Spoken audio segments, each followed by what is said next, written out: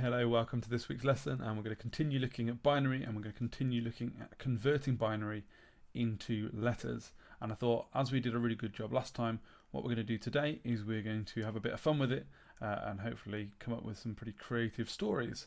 So just a quick recap first. We are going to look at this byte here.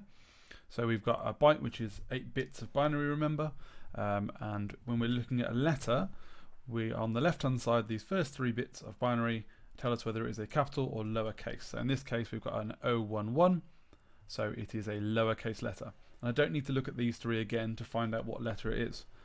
The 5 digits on the right tell us which letter it is, and we've got the same columns, so 1, 2, 4, 8 and 16, that's the value of those columns.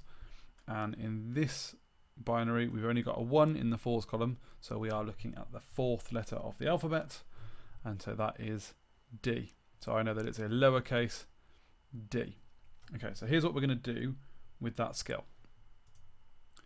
You are going to create a Madlib story. So if you haven't heard of Madlibs, Madlibs are a kind of story where there are words left out, and then you pick words that go into the story that can make it quite funny. But we're not going to do it in a simple way. We're going to put a twist on this, and we're going to add some binary into the story.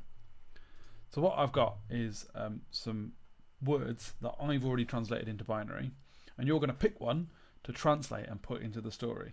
So you're going to complete your story by picking words randomly from my binary library.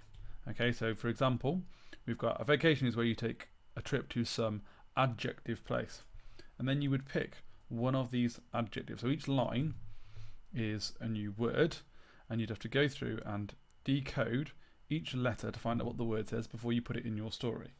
Now, because it's random, you can come up with some quite hilarious combinations when it comes to the words that go into your story. So actually, this is something where you want to choose completely blind. Don't try and convert them first. Choose blind and then see what you get. Okay, so bronze, your first step. Choose a word to fill the gap. So look at the binary, choose a word at random. Second step, start decoding the letters. So take each letter at a time, take each byte and decode it from binary into a letter. That will then give you a word. That's your goal, is complete words and put the words into the story. Okay, make sure each time you look at the gap, what kind of word, what word class do you need? So there are lots of different ones, and you'll have to look at the little binary library I've got you to make sure you pick the right kind of word to fill that gap. If you finish your Madlib, what I'd like you to do is start writing your own story, but with some words replaced in binary. So I'd like you to put some words not in letter form but in binary, so that somebody else can convert them at a later date. Okay, best of luck with that.